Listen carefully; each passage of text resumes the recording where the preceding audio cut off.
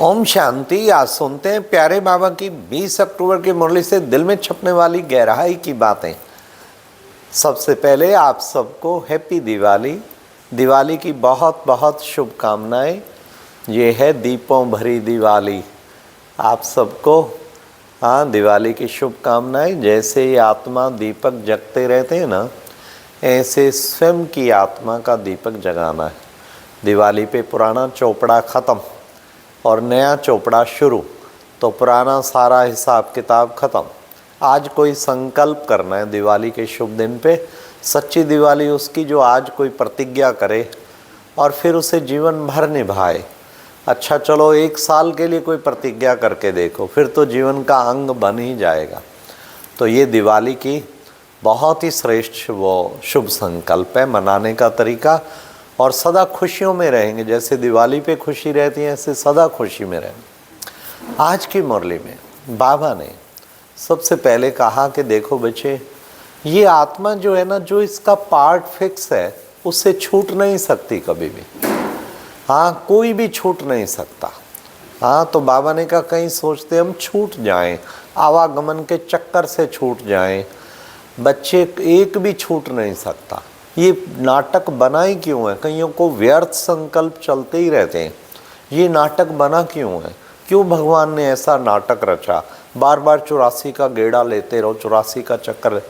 ये उनको संकल्प आएगा जिनका सतयुग त्रेता में पार्ट कम है मुक्ति वाली मोक्ष वाली आत्माओं को। बाबा के बच्चे जो सतयुग में राजाओं के राजा बनने वाले हैं, उनको तो नाटक प्यारा लगेगा, वो तो दौड़ के आएंगे। अच्छा, वैसे भी कोई बच्चा मान लो थे खेलते खेलते थक जाए, उसकी ये तो इच्छा होती है आराम करूं, ये तो नहीं होती सदा के लिए आराम करूं तो बाबा कहते कि ये सदा के लिए आराम करने वाली बात है, पार्टी ख़त्म हो जाना। तो आज बाबा ने एक तो ये कहा, फिर बाबा ने कहा बच्चे मैं देखो लिबरेटर भी हूँ।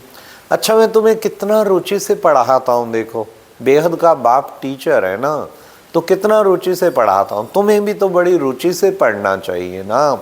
देखो बच्चे, वो बाप तो केवल बाप अलग होता, टीचर अलग होता, सतगुरु अलग होता। ये बाप तो बाप भी है, टीचर भी है और सतगुरु भी है।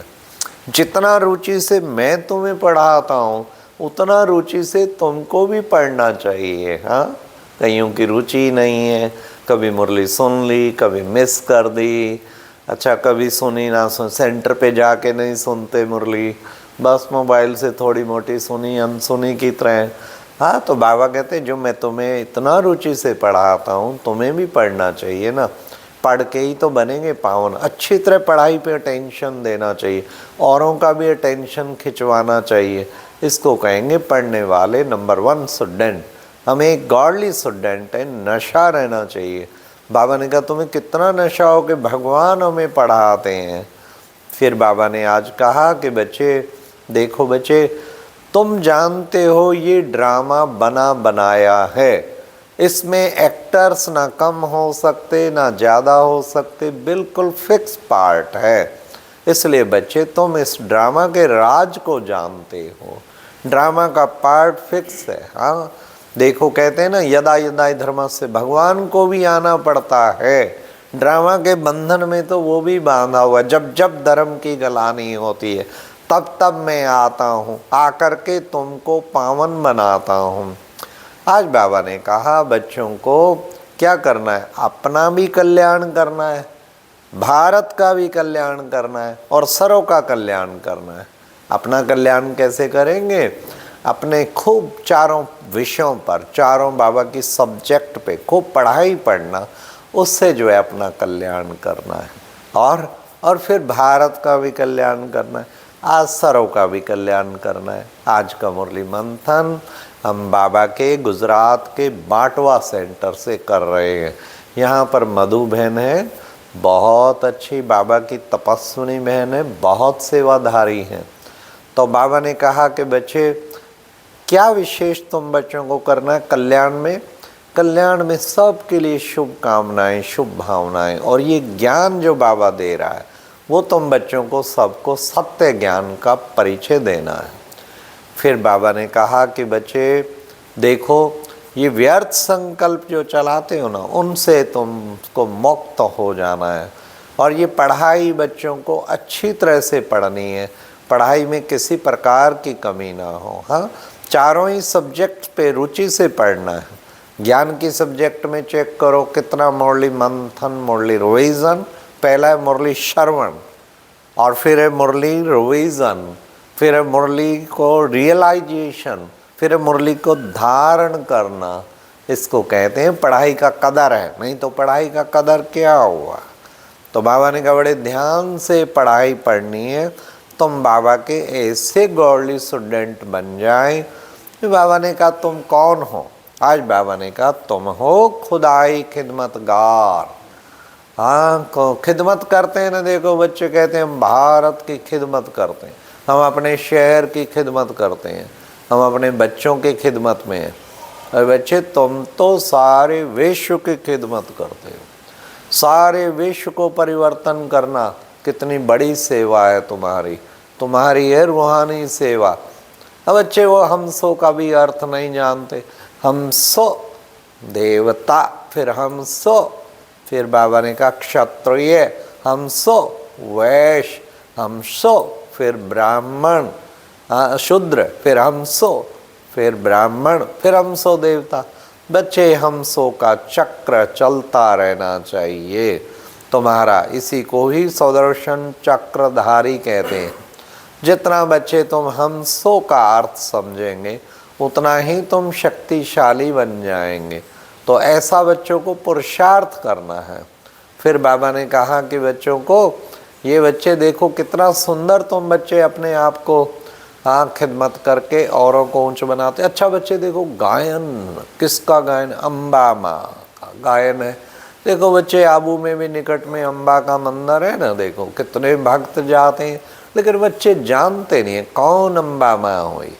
तुम बच्चे तो प्रैक्टिकल जानते हो, मातेश्वरी जगदम्बा, वो हमारी अम्बा मैया, सारे विश्व का कल्याण करने वाली। फिर बच्चे देखो काली माता कहते, काली माना काली, जो सारे विकर्मों को भस्म करने वाली। फिर लक्ष्मी, सारी जिसकी आज लक्ष्मी का सब आवाहन कर रहे हैं। तो बाबा कहते श्री लक्ष्मी, देखो बच्चे माँ सरस्वती, फिर भविष्य में जाके श्री लक्ष्मी बनती, धन की देवी कहते हैं। तो ज्ञान धन से जो संगम पर भरपूर रहा तो वो धन की देवी बनी। तो बाबा ने कहा यादगार बच्चे तुम बच्चों के ही बने हुए हैं। अच्छा बच्चे, गीता में भी शुरू में भी और अंत में भी बच्चे क्या कहा है? हमेशा कहते हैं गीता के शुरू में अंत में मन मना भाव, मन को मेरे में लगाओ। तो बच्चे तुम जितना बाप को याद करेंगे उतना तुम्हारे विक्रम विनाश हो जाएंगे।